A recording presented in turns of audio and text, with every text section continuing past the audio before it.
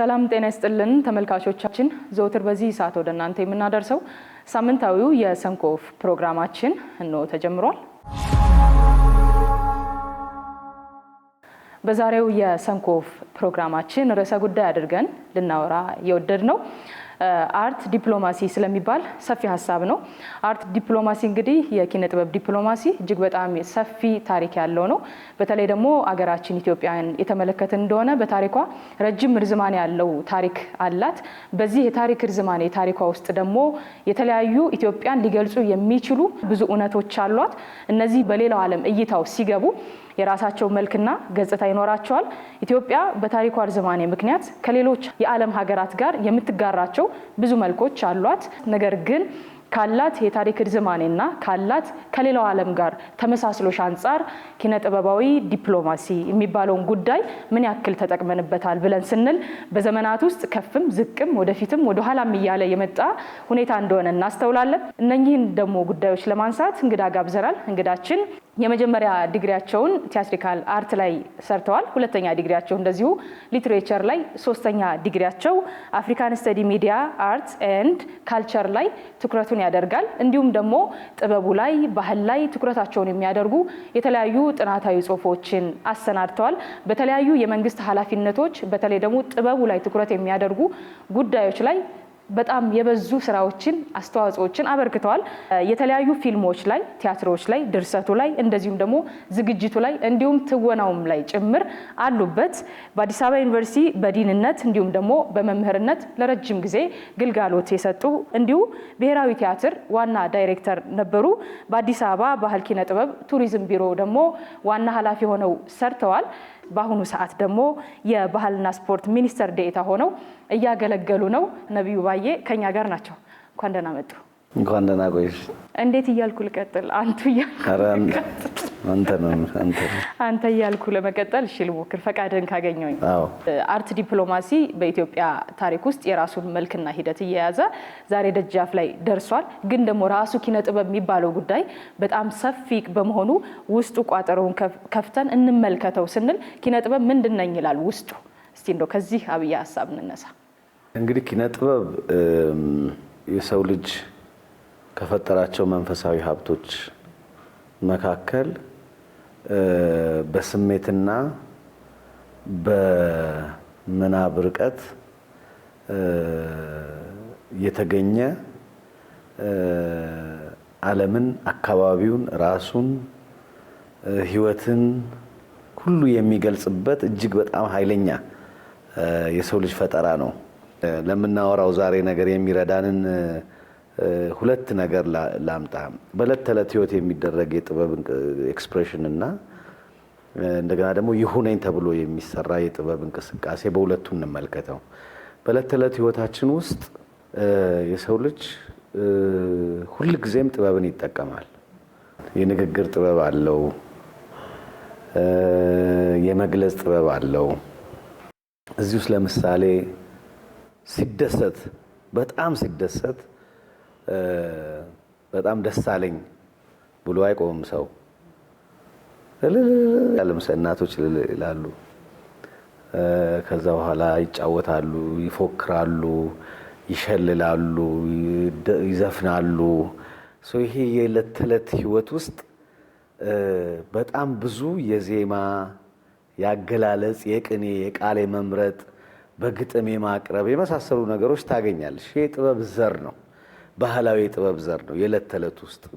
ይሄን ደግሞ ይሁነኝ ተብሎ በሚሰራ የጥበብ እሴት ተጨምሮበት ታስቦበት የሚሰራው ደግሞ ግጥም ገጣሚ፣ ባለቅኔ፣ ሙዚቃ አቀናባሪ፣ ዜማ ደራሲ እያልን የምናወጣቸው፣ ፊልም የሚደርሰው፣ የሚተውነው፣ የሚያዘጋጀው፣ ቲያትር መድረክ ላይ የሚያደርገው ምን የሚለው ይሄ ሁሉ ሰዓሊው የሚስለው፣ ቀራጺው የሚቀርጸው፣ እነዚህ ሁሉ ደግሞ ከዕለት ተዕለት የህይወት ኤክስፕሬሽን ዘለው አልፈው በጥበብ ሙያ ፕሮፌሽናል በሆነ መንገድ ደግሞ የሚሰሩ ናቸው።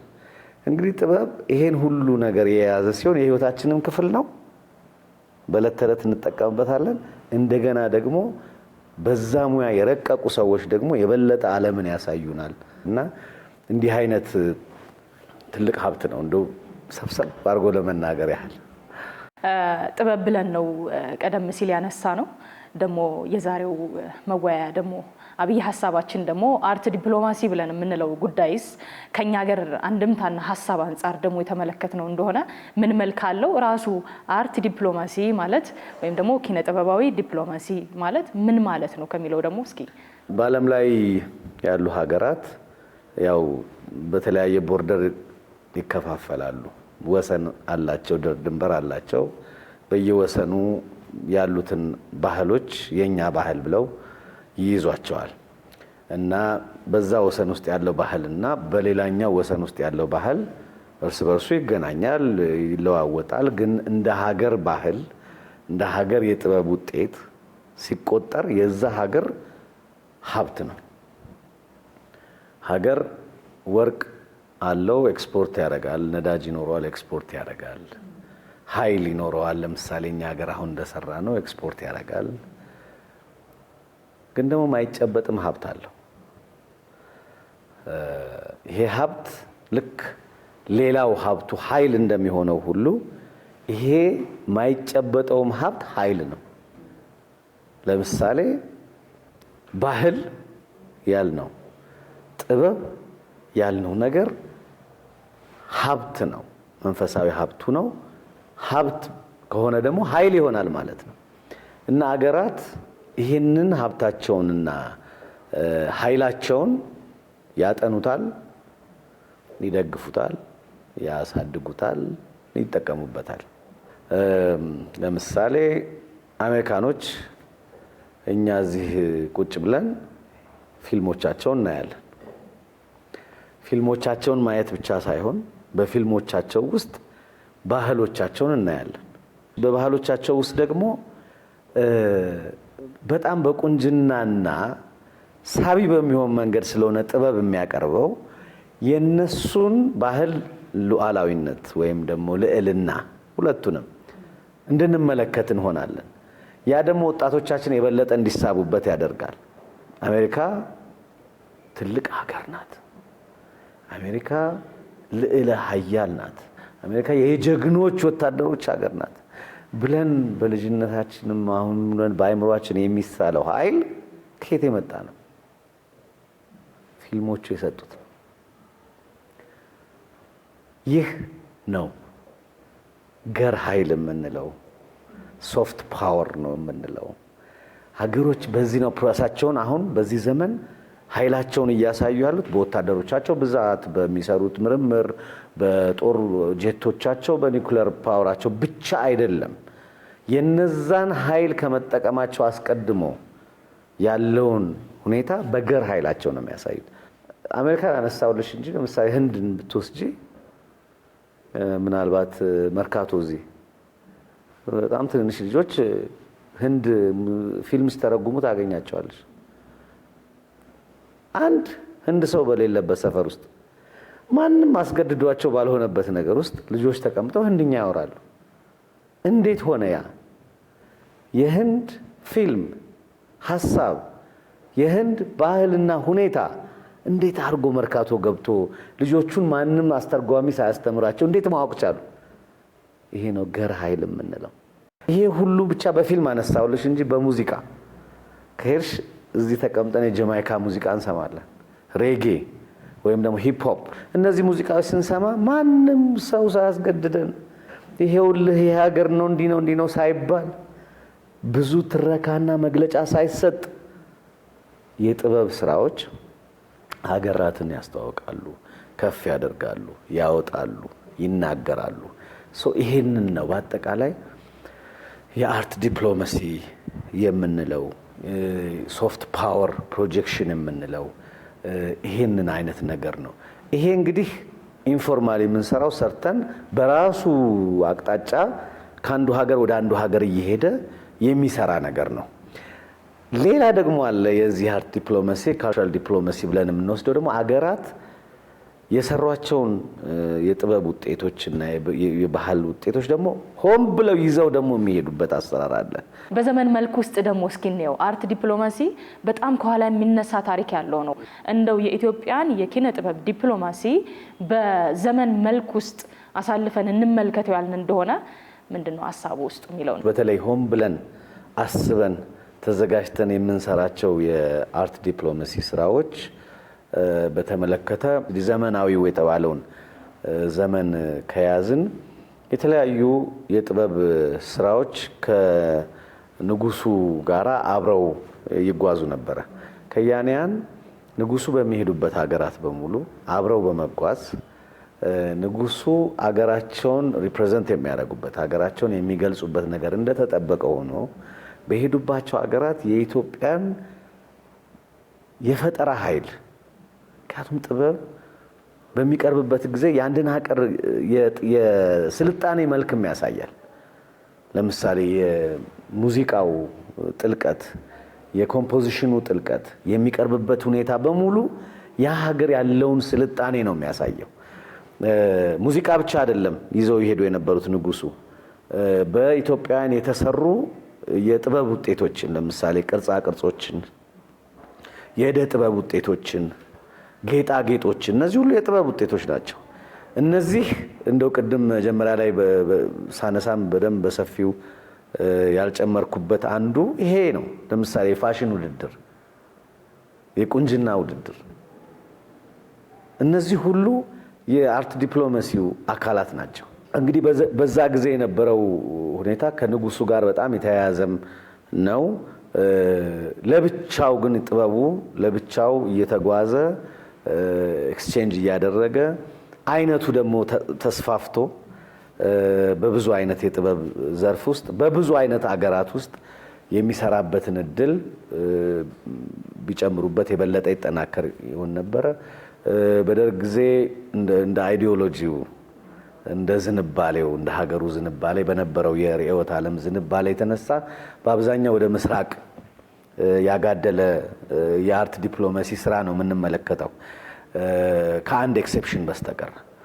ያ የምስራቁ ዝንባሌ ወደ ራሽያ፣ ቻይና፣ ኪዩባ ወደ መሳሰሉት በጣም ብዙ የሙዚቃ ስራዎች ይሄዱ ነበረ።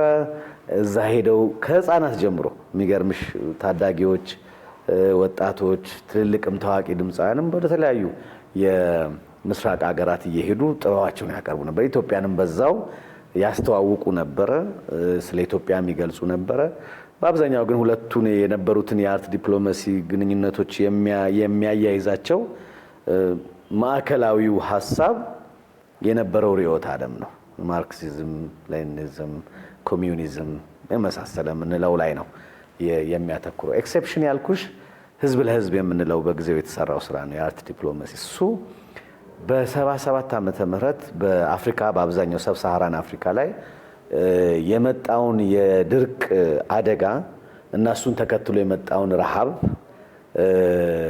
የተመለከተ እና በዛ ላይ የነበረውን ትንሽ ጠመም ያለ አስተያየት ለማስተካከል የተሰራ ስራ ነው። እንዴት ካልሽኝ ይሄ ድርቅ ኢትዮጵያ ላይ ብቻ አልመጣም፣ ሰብ ሳሃራን አፍሪካ ላይ ነው የነበረው። ነገር ግን የምዕራብ ሚዲያዎች በአብዛኛው የተጠቀሙት ኢትዮጵያን ነው። እንደ ድርቅ ምልክት፣ እንደ ረሃብ ምልክት አድርገው ያቀረቡት ኢትዮጵያን ነው። ቢቢሲ የተሰሩ ዶክመንተሪዎች፣ በሌሎችም የሚታዩት እነኚህ ነበሩ። ይህንን እንዴት አድርገን ነው ማሻሻል የምንችለው በጥበብ ብለው በጊዜው የነበሩ ሰዎች ምስጋና ይሰጣቸው ይገባል። አስበው ህዝብ ለህዝብ የሚባለውን ሀሳብ ነው ያመጡት። ህዝብ ለህዝብ ሀሳብ ከፊት ለፊት ስትመለከቱ ምስጋና ነው፣ የተዘጋጀውም ለምስጋና ነው። የረዱንን አገራት ተዘዋውረን እናመሰግናለን እንበል ነው። እንደውም የትርኢቱ መክፈቻም እናመሰግናለን የሚል ድምፃውያን ተሰልፈው ነጋሽ ጥላሁን ሌሎችም ሆነው እናመሰግናለን የሚል ነበር። ግን እሱ ዋናው ዓላማ እሱ አይደል። ኢትዮጵያ የድርቅ ምሳሌ፣ ኢትዮጵያ የረሃብ ምሳሌ እስከ መዝገበ ቃል እስከ መግባት የደረሰችበትን ለመለወጥ የተደረገ ሙከራ ነው። ያ ሁሉ የጥበብ አቅርቦት የባህል አቅርቦት ሲቀርብ የሚመለከቱት የሄዱት ደግሞ ለምስራቁ ብቻ አለ፣ ወደ ምዕራቡም ሄደዋል። ሁሉም ሀገራት ጋር ነው የሄዱት። እዛ ሲቀርብ የሚታደመው ሰው ኢትዮጵያ ለካ አጥንታቸው የገጠጠ ረሃብ የጎዳቸው አቧራ የለበሱ እነዛ በፎቶ ተነስተው ቢቢሲ ላይ ምን ላይ የቀረቡት ብቻ አይደሉም። ኢትዮጵያ ብዙ ኃይል አላት፣ ብዙ ለካ ጥበብም አላት፣ ስልጣኔም አላት የሚለውን ነው ያሳዩበት። ከዛ በኋላ በነበረው ዘመን እንግዲህ ደርግ ካለፈ በኋላ በኢህአዴግ በነበረው ዘመን ላይ ብዙ ስራ ወደ ፕራይቬታይዜሽን ወደ ግል የመሄድ ነገር ይታያል። የተለያዩ ክልሎች አካባቢ ቋንቋዎችን፣ ባህሎችን ተከትሎ የጥበብ ስራዎችን የማቅረብ ስራዎች በብዛት ነበሩ። የብሔር ብሔረሰብ አይነት ስራዎች በብዛት የሰሩበት ነው። እሱ ባህሎችን፣ ጥበቦችን ለማውጣት ያደረገው የራሱ አስተዋጽኦ አለው። ከአርት ዲፕሎማሲ አንጻር ስንመለከተው ብዙ የሚደረጉ የነበሩ በተለያዩ ሀገራት ኤክስቼንጅ የሚደረጉ የጥበብ ኤክስቼንጆች ነበሩ። ጠቢባን፣ ብሔራዊ ቲያትርም ሌሎችም እንደዚሁ ሀገራችንን ለማሳየት ለማሳወቅ በተለያዩ ሀገራት እየሄዱ የሚሰሯቸው ስራዎች ነበሩ። ግን ዩኒክሊ በዚህ ጊዜ ዴቨሎፕ ያደረገ አንድ ነገር አለ። በተለይ ከህዝብ ለህዝብ በኋላ የኛ ከያንያን ወደ ተለያዩ ሀገሮች እየሄዱ ሙዚቃዎችን ያቀርባሉ። ግን ይሄ ባህል ምን አይነት ባህል ነው የነበረው? ውጭ ሀገር ይሄዱና ለኢትዮጵያውያን ነው የሚያቀርቡት። የትዝታውን በዛ የሚኖረው ዲያስፖራ በውጭ ሀገር ያለው ሀገሩ ትዝ የምትለውን ነገር በሙዚቃ እንዲወጣ የጥበብ አገልግሎትን መስጠት ነው። ይሄ ትንሽ ጎደል ያለ ነገር የምንመለከተው እዚህ ላይ ኢትዮጵያን እንደ ሀገር ለዜጎቿ ማቅረቡ እንዳለ ሆኖ ለሌሎች ህዝቦች ደግሞ መግለጥ ከፍ እንድትል የሀገሯ ኃይል እንዲታወቅላት የማድረጉ ስራ አብሮ በጣም በሰፊው መሰራት ይችል ነበረ። ከዛ አንጻር ጥቂት የሚነሱ እንደነ ፍራንሲስ ፋልሴቶ የሚባል ነጋሽ መሐሙድን አለማየሁ እሸቴን የመሳሰሉት ሪከርድ እያስደረገ ውጭ ሀገር ሄደው ለብዙ ሌሎች ዜጎች ሙዚቃ እንዲሰሙ እንዲያዩ የተደረገበት የተወሰነ እንቅስቃሴዎች አሉ።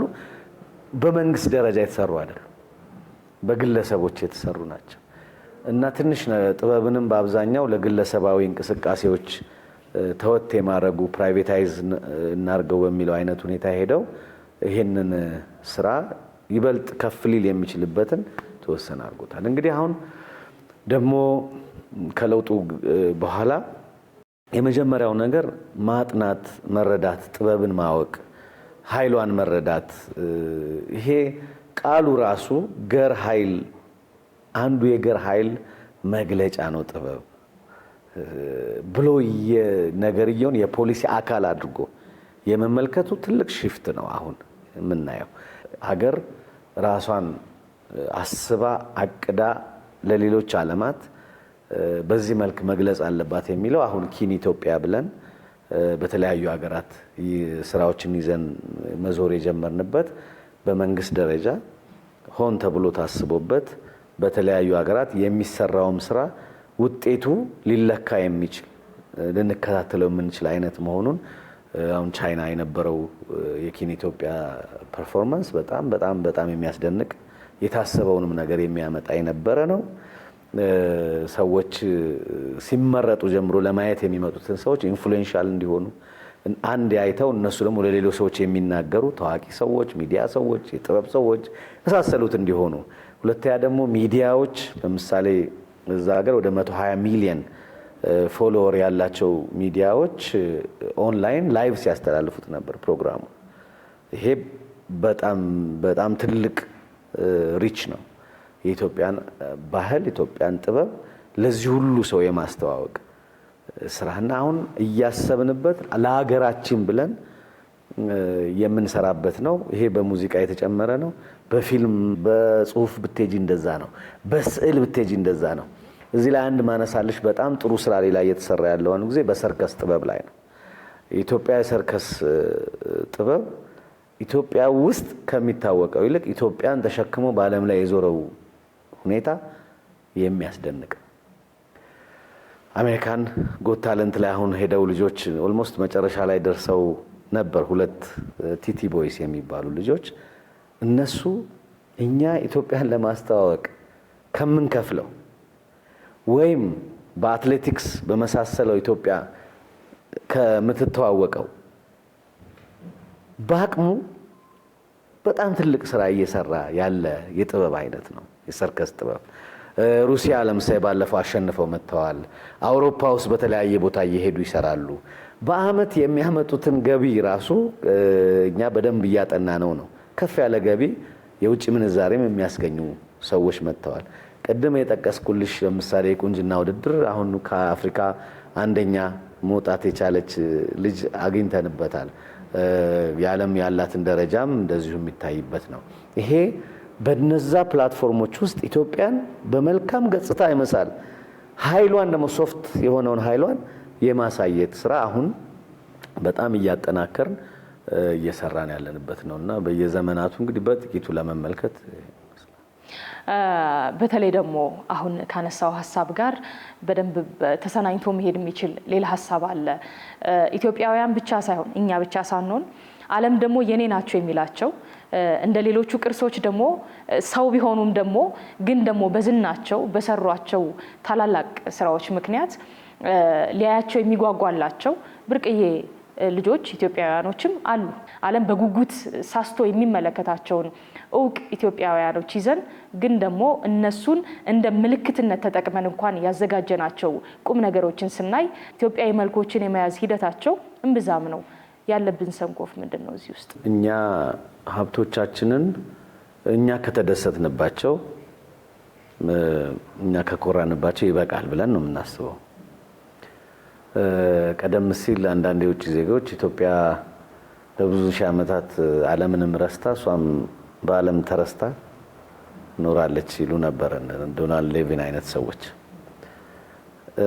እሱ አይነት ነገር የጠቀመም የጎዳውም ነገር አለ። ዓለምን መርሳት አሁን አይቻልም። ምክንያቱም ዓለም በእጃችን ላይ ነው ያለው። አሁን መረጃውም ጥበቡም ፍልስፍናውም ምኑም ልጆቻችን ጋር በየእጃቸው እየገባ ነው። ስለዚህ ዓለምን እኛ የምንመራ ሰዎች ወይ የምናስተምራቸው ሰዎች ምናምን ረስተናል ብንል አይቻልም። ዓለምም ደግሞ አይረሳንም። ዓለም የማይረሳን ጠቃሚ ሀገሮች ስለሆንን ነው ማለት በተለይ አፍሪካ ሀገሮች በተለይ ኢትዮጵያ ደግሞ 130 ሚሊዮን ሕዝብ ያላት በጣም ብዙ ታሪክ ያላት በጣም ትልቅ ስትራቴጂክ ቦታ ላይ ያለች የጥቁር ሕዝብ የሚመካባት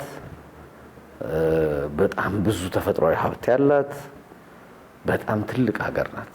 እዚህ ዓለም አይረሳትም። እኛ ብንረሳም ዓለም አይረሳንም። ስለማይረሳንም ነው በበጎም በመጥፎም ታሪካችን ከውጭ ግንኙነት ጋር የተያያዘ የሆነው። በዚህ ግንኙነት ውስጥ ኢትዮጵያን የሚጠብቁ ልጆች ማውጣት፣ በሁሉም ደረጃ የሚያሳድጉ ልጆች የሚጠቅሟት ማውጣት እንዳለ ሆኖ በዚህ አይነት ደግሞ ውድድር ውስጥ ያላትን የሌላትን አይደለም ያላትን ሀብት ደግሞ አውጥተውላት ከፍ የሚያረጉት ስሟን ከፍ የሚያረጉ ልጆች ደግሞ እውቀት ያስፈልጋታል። ያጠረው ነገር እሱ ነው። ስለ ገር ኃይል መቼ ነው ማውራት የጀመርነው? በቅርብ ጊዜ ነው። በጣም በቅርብ ጊዜ ነው። ምናልባት ባለፉት 7 ዓመታት ውስጥ ይሄ ነው የቀረን የነበረው። ኃይሌ ገብረስላሴ ዝም ብለን ከአንድ ቦታ አንስተን እንዲህ አይነት ታዋቂ ስም ማድረግ ብዙ ያስከፍላል። ያንን ክፍያ እሱን የከፈለልን በላቡ በጥረቱ ከፍሎ ነው ስም ያደረገው። አሰልጣኞቹ ናቸው የከፈሉት። ከጀርባ ሀገር አለች። ይሄንን ግን የገር ኃይል ምንጭ ነው ብለን አልተረዳነውም። ሙላቱ አስታጥቄ አውሮፓ ውስጥ በጣም ብዙ መድረኮች 20 ሺህ 30 ሺህ 40 ሺህ ሰዎች ተሰብስበው የሚሰሙት ሰው ነው። ሲወጣ ኢትዮጵያን ይዞ ነው የሚወጣው። እነዚህ ትልልቆች ሰዎች ብቻ አይደለም ፍሬዎት፣ ሌሎችም ሀሴት ደረጃ የምትባለች ከኢትዮጵያ ነው የመጣችው። አንድ ኔፓል ያለ ሰው ወይም ደግሞ አንድ የሆነ አልጄሪያ ያለ ወይም አንድ ቡርኪና ፋሶ ያለ ሰው ወይም ደግሞ አንድ ቻይና ያለ ሰው ይህን ውድድር ሲያይ ሴትዮ ሲያይ ፍሮም ኢትዮጵያ እንደዚህ ያሸንፋለች ብሎ ያያል። ፍሮም ኢትዮጵያ ሲባል ኢትዮጵያ የምትባለው መልክ ምናልባት ለዛ ሰውዬ እቺ ትሆናለች የመጀመሪያው ኤክስፒሪየንሱ። ኢትዮጵያ የምትባለውን ለመጀመሪያ ጊዜ የሚያውቀው በቁንጅና ውድድር ሊሆን ይችላል። ልክ ጃፓን ስትሄጂ ኢትዮጵያ ስታያቸው አበበ ቢቂላ ነው የሚሉት። እሱ ያሸነፈበት ነው። አበበ ቢቂላን ነው የሚያስታውሱት። አበበ ቢቂላ ማለት ለነሱ ኢትዮጵያ ማለት ነው። አይሹ እነዚህ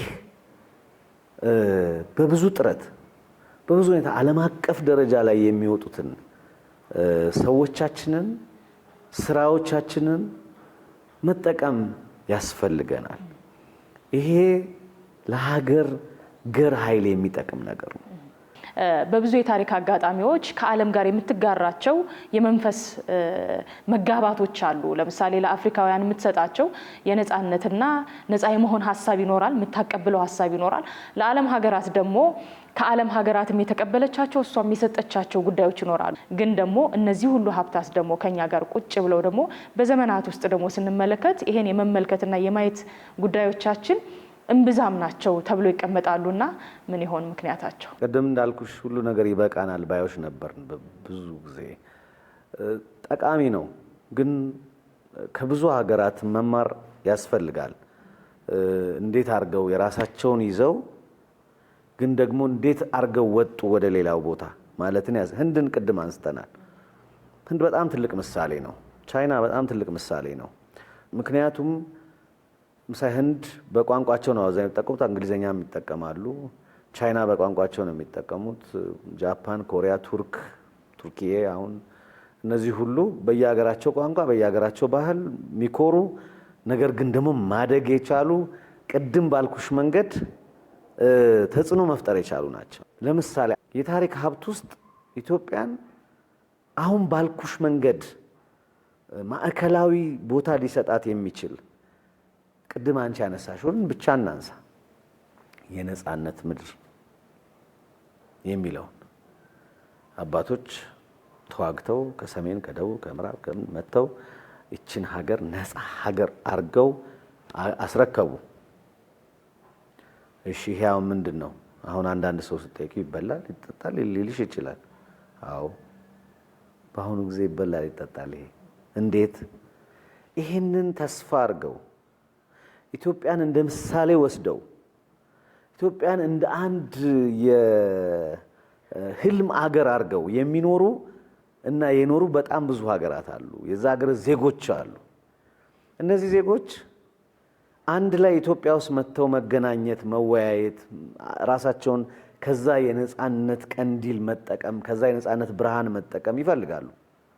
አድዋን ውሰጂ። አድዋ ያለምን ጥቁር ህዝብ በሙሉ አይሰበስብም እንዴ? አንዳንድ ሀገራት ነዳጅ ከሚያወጡ ሀገራት 5-6 እጥፍ በቱሪዝም ይጠቀማሉ። እኛ ሀገር የቱሪዝም ነገር ስንሰራ ቁጭ ብለን ምን ይሰራል ይሄ እንትኑ በእንትኑ ምን ተደርጎበት ይሄ ሜዳ ምን ያደርጋል ፓርኩ ምን ሰራ ብለን ነው ስንል የምንውለው። ቱሪዝም ራሱ ምንድን ነው የሚለው እንኳን ለማወቅ እንኳን ድካም አለን፣ ስንፍና አለን። አድዋንና አሁን የምንሰራቸውን አጠቃላይ ቱሪዝም አትራክሽን ስራዎችን እስቲ አንድ ላይ ደምሪያቸው። ይሄ የቱሪዝም መስህብ የሚያመጣው የኢኮኖሚ ብቻ ሳይሆን የስነ ልቦና የበላይነት በአፍሪካ ውስጥ ቢከን ኦፍ ፍሪደም ማሳያ፣ የእድገት የተስፋ ማሳያ ሀገር መሆኗን አረጋግጠን በምናስቀምጥበት ጊዜ የሚመጣውን ጥቅም አስብ። ሶፍት ፓወር የምንለው በዚህ ውስጥ የሚገለጽ ነው። የአርት ዲፕሎማሲ በጣም ክብደትና ጥልቀቱን የሚገልጹበት ቋንቋ የተዘጋን መንገድ ሁሉ እስከ ማስከፈት የሚደርስ ጉልበት አለው ይላሉ። ምንድነው እሱ ውስጥስ ያለብን ችግር ደግሞ በዘመን ውስጥ? ጥበብን የምናይበትም መነጽር እንግዲህ እንደየጊዜው የተለያየ ነው። ቅድም ባነሳውልሽ አካባቢዎች ዘመናት ጥበብ በደንብ ይሄ ያረጋል ይጠቅማል ብለን እንዳልሽው በምስራቁ ብቻ ሳይሆን በምዕራቡም ሀገር ሄደን ለመስራት የሞከርነው እንደዚህ አለ። ከዛ ግን ጥበብን ለንግድ የመተው ከፍልስፍናው ነው የሚነሳው። እንዴት ነው የምናየው ከሚለው ወል እንግዲህ ቀደም አድርገን ማንሄድ ካልን በነገርሽ ላይ እንኳን ጥበቡም ጠቢቡም በፍጹም ቁም ነገርም ሊሰሩ የማይችሉ ናቸው ተብሎ የታሰበበት ዘመን ነበረ። የተለያየ ስምም እኮ ይሰጣቸዋል። ቅድም ለምሳሌ ያልኩሽ ጆዌለሪዎች፣ እነኚህ የዕደ ጥበብ ውጤቶች፣ ጌጣጌጦች፣ መዋቢያዎች እነዚህ እኮ የአንድ ሀገር መከበሪያዎች ናቸው። ምክንያቱም ጌጡ የሰራውን ሰውዬ ሳይሆን የራሱን የጥበቡን ነው ይዞ የሚሄደው። ሰው አንድ ትልቅ ሰው አርጎት ይሄ የኢትዮጵያ ጠቢብ የሰራው ነው ብሎ ሲናገር ኃይል የሚመጣው እዛ ላይ ነው። አስተሳሰቡ፣ እምነቱ እና ከዛ የሚመነጨው ድጋፍ እና የፖሊሲ ርዕይ አሁን ያልሽውን ነገር ያደርጋል። የደገፈ ያሰበ ፍሬውን ይበላል። በር ይከፈትለታል። አንቺ ቆንጆ አድርገሽ ባመጣሽው ቋንቋ የተዘጋ በር ይከፈትለታል። አሜሪካ ቁጭ ብሎ እዚህ ፊልም ይታይለታል። ያልሰራ ደግሞ ሀብት እያለው ሳይሰራ ይቀራል ማለት ነው። ኢትዮጵያውያንና ኢትዮጵያውያት የሌሉበት ሀገር የለም ተብሎ ከሚወሳላቸው ሕዝቦች መካከል እንደሆነን ይታወቃል። በተለያየ የስራ መስክ ሁኔታ ውስጥ እንገኛለን። ነገር ግን ሕዝብ ለሕዝብ ግንኙነትን እንደዚሁም ደግሞ አገርን ደግሞ በማስተዋወቅ ረገድ ያለን ሚናስ ሲመዘን ግን የዜግነት ግዴታችንን ተወጥተናል ወይ ብለን ስንል እጅግ በጣም ብዙ ሰንኮፎች ያሉበት እንደሆነ ይወሳልና እሱ ላይ ያለ ሀሳብ ምንድን ነው? ኢትዮጵያውያን በየሀገሩ በየቦታው አሉ። በሚሄዱበት ሁሉ አገራቸውን ይዘው ይሄዳሉ። ክቡር ጠቅላይ ሚኒስትር አንድ ጊዜ የተናገሩት ንግግር ለዚህ ምሳሌ ይሆናል። ኢትዮጵያዊን ከሀገሩ ልታወጣው ትችላለህ፣ ነገር ግን ከኢትዮጵያዊ ውስጥ ኢትዮጵያን ማውጣት አትችልም የሚል አባባል ነበረ የተናገሩትና ኢትዮጵያን በየቦታው ቻይና ጥግ ሄደሽ ብታገኛቸው ወይም አፍሪካ ጫፍ ላይ ወይም ኤዥያ ወይም አሜሪካ ወይም አውሮፓ የትም ቦታ በአንዳንድ አውስትራሊያ ሰዎች በብዛት በሌሉበት አካባቢ ሁሉ እንኳን ሲገኙ በሚበሉት፣ በሚያምኑት፣ በሚያደርጉት ነገር አገራቸውን ይዘው ይዞራሉ። ይሄ ትልቅ ሀብት ይመስለኛል።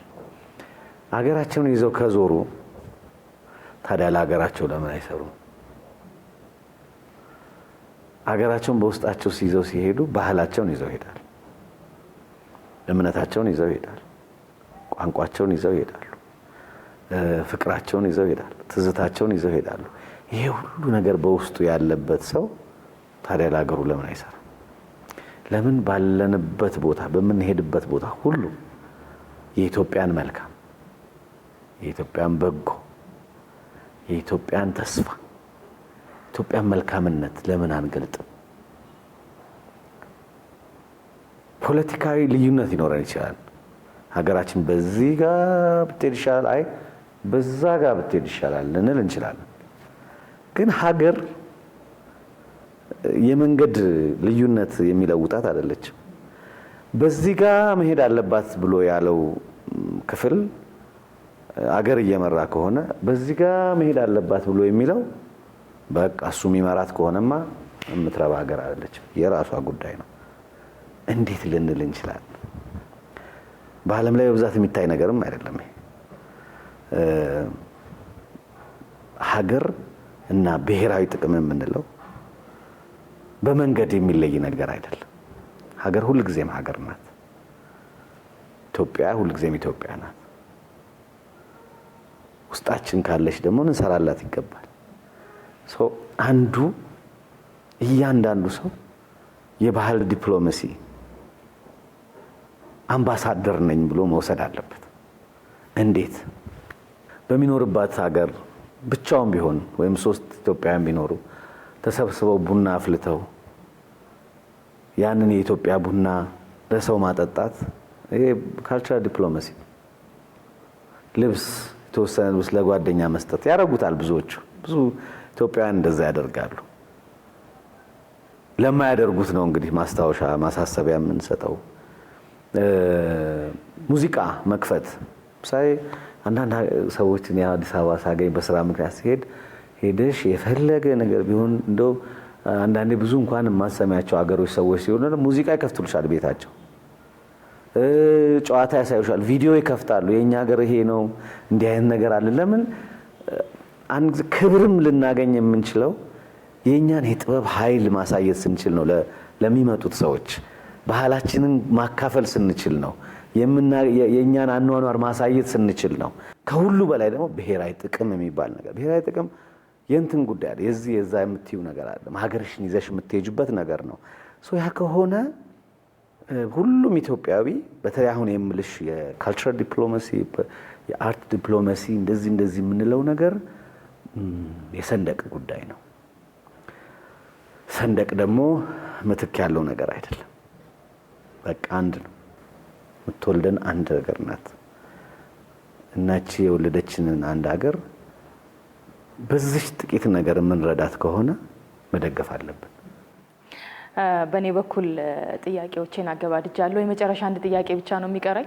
እስካሁን ያነሳናቸው ሰንኮፎቹን ከመጠቆም በትይዩ ደግሞ ወደ መፍትሄ አቅጣጫ የሚወስዱ መንገዶችን እየመረጥን አንስተልናል። ምን ተስፋ ይታያል በዘመኑ ውስጥ በጊዜው ውስጥ? በተለይ ደግሞ አርት ዲፕሎማሲን በሚመለከት መንግስት እየሄደባቸው ያሉ ሂደቶች አሉ። እንደዚሁም ደግሞ ያን ደግሞ ደግፎ ማሻገር የሚችል ራስን ማሳየት የምንችልባቸው መንገዶች ደግሞ በዙሪያው ደግሞ መደረግ ያለባቸው ሂደቶችም ላይ ቅድም ያልካቸው ልማቶችን ጨምሮ የተለያዩ ስራዎች እየተካሄደባቸው ነውና እንዴት ታየዋለህ ተስፋችንን? ተስፋ በጣም ትልቅ ተስፋ ይታየኛል እኔ። ምክንያቱም ተስፋ ማድረግ የስራ መጀመሪያ ነው።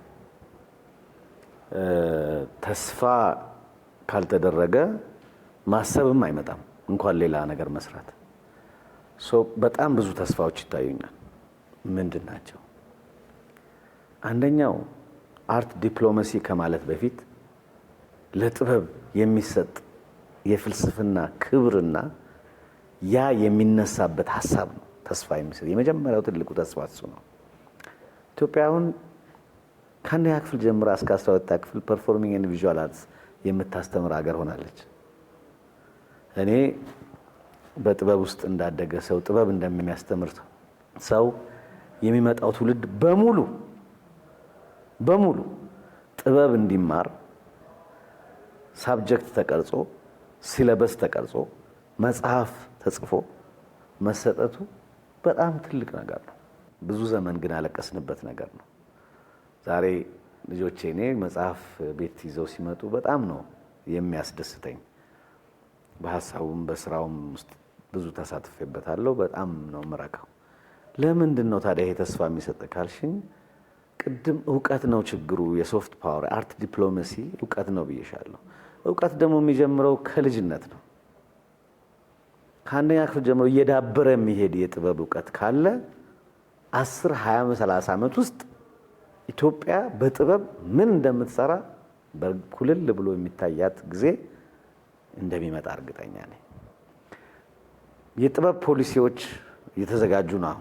አሁን እኔ የምሰራበት መስሪያ ቤት የጥበብ ፖሊሲ አዘጋጅተናል። ከአንድ 3 ወራት በፊት ክቡር ጠቅላይ ሚኒስትር ዶክተር አብይ አህመድ ጋር ከያንያን 300 አካባቢ ነው ውይይት አድርገው ነበረ። 54,000 ከያንያን ተወያይተው ነው መጨረሻ 300 ሰዎች ጋር ውይይት የተካሄደው። አንድ ወንድሜ 54,000 ከያንያን ራሳቸውን መኖራቸውና መወያየታቸው ምናምን ብሎ እኔ እንዳየው ነገሩን አድርጎኛል። እውነት ነው። አሁን ነው የተወያዩት። 54,000 ኢትዮጵያዊ ከያንያን ከወረዳ ጀምሮ ተወያይተዋል። ቁጥራቸው የሚነግረን ነገር አለ። ከዛም በላይ ናቸው። ግን ደግሞ ጉዳይ ብለው ተወያይተውበታል። ውይይት የለውጥ መነሻ ነው። ውይይቱ ብቻ አይደለም። ክቡር ጠቅላይ ሚኒስትር ጋር ተገናኝተው ሀሳባቸውን ከሰጡ በኋላ የአርት ፖሊሲ ይዘጋጅ፣ እዚህ ውስጥ ጥበብ እንዴት አድርገን እንደምንደግፍ፣ እንዴት አድርገን ውጤት እንደምናመጣበት አውትላይን ይደረግ ተብሎ ስራ ተሰጥቶ እሱ ወደሚመለከተው የመንግስት ክፍል ቀርቦ ይጸድቃል። ከዛ በኋላ የበለጠ ጉልበት ከትምህርቱ ቀጥሎ ይሄ የበለጠ ጉልበት። ሶስተኛው ቅድም እንደነገርኩሽ በየቦታው የተሰራው ኢንፍራስትራክቸር ጥበብን ምን ያሳድገዋል? ትምህርት፣ ፖሊሲ፣ መስሪያ ደግሞ ቦታ የት ሄዶ ነው የሚሰራው? የምንሰራባቸው ቦታዎች የተመቹ ዘመናዊ በሚሆኑበት ጊዜ የበለጠ ጥበብ ደግሞ እንዲያድግ ዕድል ይሰጣል። አዲስ አበባን ብቻ እንደ ምሳሌ ብትወስጂ ዛሬ ከ50 በላይ አምፊ ቲያትሮች ተሰርተዋል። ከጥቂት ዓመታት በፊት አንድ አምፊ ቲያትር ነው ያለው፣ ሜጋ አምፊ ቲያትር የሚባል 50 በላይ አሉ። 120 በላይ ፓርኮች፣ ፕላዛዎች ውስጥ ፕሌይ የሚሰራበት፣ ግጥም የሚነበበት፣ ሙዚቃ የሚሰራበት፣ ለፊልም መቅረጫ ሊሆን የሚችል ሰዎች ተሰብስበው ሊነጋገሩበት የሚችል ስፔስ ተፈጥሯል። በነገራችን ላይ ይሄ ስፔስ የጥበብ ስፔስ መሆኑ ብቻ አለ፣ መነሻ ሀሳቡም ኤስቴቲክስ ነው። ከተማውን የሚመለከትበት መንገድ፣ የሚያድስበት መንገድ ጥበባዊ ነው። ውበትን ትኩረት የሚያደርግ ነገር የጥበብ ሀሳብ ያለው ነው ማለት ነው። እሱ ብቻ አለም፣ ውበት ብቻ አለም፣ የጋራ ነገርን የወል ነገርን የሚያደርግ ነገር ሁሉ የጥበብ ነው። ጥበብ ጋርዮሽ ነው የምትወደው። ጥበብ መገንጠልን፣ መለያየትን፣ ብቸኝነትን፣ በዚህ የተነሳ የመጣውን የጠቆረ የጨለመ ነገር አትወድም። የጋራ የፍቅር የህብረት የመሳሰለውን ነገር ነው የምትወደው። ሰዎች ሙዚቃ ለምሳሌ ሲባል አብረው ሲያዩ ሲሰሙ ነው የበለጠ ደስ የሚላቸው የሚረኩት የሚመለከቱት። ፊልም ሲያዩ በጋራ ነው የሚሰራው፣ የሚመለከተውም ይሄ ነው። ጥበብ የዚህ አይነት ባህሪ ያለው ነው። ይሄንን ታዲያ የት ነው የምታደርጊው? በጋራ የተሰራ ቦታ ሲኖርሽ ነው። በዚህ ከእናንተ ስቱዲዮ ወጥተሽ ብትወጪ 4 ኪሎ ላይ የድል ሐውልት የጥበብ ውጤት ነው። ሀሳቡ የድል ቢሆንም የተሰራው ሐውልት ነው። ጠቢባን ናቸው የሰሩት፣ ሐውልት ቀራጺያን ናቸው የሰሩት። ይሄን የጥበብ ቦታ ልጄን ልይዝ ብለሽ ወይም አንድ ሰው በምን ነው የምታሳዩ? ሩቅ እዛ ያ የድል ሐውልት ነው ብለሽ ነው የምታሳዩ። አሁን እዛ ቦታ ላይ ፕላዛ ተሰርቷል። ልጅሽን ይዘሽ ሄደሽ ቁጭ ብለሽ ይሄ ነገር ነው ብታወሪው ምትው ታይበታለሽ። ፐብሊክ ስፔስ የሚባለው ግን እየነካሽ እንደዚህ ይኸውልህ ልጄ ይኸው ይሄ እንዲህ ነው። ለምሳሌ የጸጋዬ ገብረመድህን ሐውልት 70 ደረጃ ተሰርቷል አይደለም? እኔ ልጄን ይዤ ቁጭ ማለት እችላለሁ እዛ። ይኸውልህ ይሄ እንደዚህ ነው፣ አየው ፊቱ መልኩ እንዲህ ይመስላል፣ እንዲህ አይነት ሰው ነበር ማለት እችላለሁ። ፓርክ ውስጥ ወስጄ ሐውልቶችን ባረገው ባወራው እችላለሁ። ኮንሰፕት ራሱ የፓርክ የሚለው የጋራን አብሮ የመሆንን ሁኔታ የሚፈጥር ነው። ሌላው መልካም እድል አድርጌ የማየው ነው መሪዎቹ በአሁኑ ወቅት ያሉት መሪዎች የጥበብ አፍቃሪዎች ናቸው። በጣም ትልቅ እድል አድርጌ አየዋለሁ። ጥበብ ራሳቸው የሚወዱ ራሳቸውም አንዳንድ ግጥም የሚጽፉ ተውኔት የሚያዩ ፊልም የሚመለከቱ ጠቢባንን የሚሰበስቡ የሚያበረታቱ የሚያመሰግኑ ጥበብን ለማጀቢያነት ሳይሆን ለራሷ ዋጋ እንፈልጋታለን የሚሉ መሆናቸውን እንደ አድቫንቴጅ አየዋለሁ። በአንድ ቋንቋ ተነጋገሩ ተብሎ ነው ኃላፊነት የተሰጠኝ። ይሄም አዲስ ነገር አይመስልሽም? ብዙ የጥበብ ሰው የጥበቡን በሚመራበት ከፍተኛ ኃላፊነት ላይ እምነት ተሰጥቶት ይስራ የተባለው ምናልባት ቀደም ያለ ጊዜ በቀዳማዊ ኃይለ ሥላሴ ነጋሽ ጸጋዬ ገብረመድህን እና ሐዲስ ዓለማየሁ የመሳሰሉት የነበሩበት ጊዜ ነው። ከዛ በኋላ እንደዛ አይነት ነገር አልነበረም። አሁን ጥበብ ውስጥ ያሉ ሰዎች ጥበብን አግዙ የሚል እኔ ብቻ አይደለም ሌሎችም ጓደኞቼ አሉ የሚሰሩ። ይሄ ሀሳቡን ሁሉ ያሳየኛል፣ ፖሊሲው ያሳየኛል፣ ትምህርቱ ያሳየኛል፣ ቦታው ያሳየኛል። እንደው አሁንም ብዙ ለማለት እችላለሁ ስለ ተስፋው እና ግን ተስፋ ብቻ አይበቃም። ይሄ ሁሉ ስራ የተሰራው የእኛን ደግሞ አስተዋጽኦ ይፈልጋል እና ጓደኞቼን የስራ ባልደረቦችን በሙሉ የጥበብ ሰዎችን በየተሰማራንበት ለሀገራችን የምንችለውን ያህል ነገር እንድንሰራ አደራላል። አመሰግናለሁ። እጅግ በጣም ላነሳናቸው ሀሳቦች ተገቢውን ምላሽ ስለሰጡን ከልብ አመሰግናለሁ። እኔ በጣም አመሰግናለሁ ስለጋበሽ። ተመልካቾቻችን ዘወትር በዚህ ሰዓት ወደ እናንተ የምናደርሰው ሳምንታዊው የሰንኮፍ ፕሮግራማችን የእስካሁኑ መሳይ ነበር። ሳምንት በሌላ ርዕሰ ጉዳይ በሌላ እንግዳ እንገናኝ። ጨርቆዩ ተመልካቾች።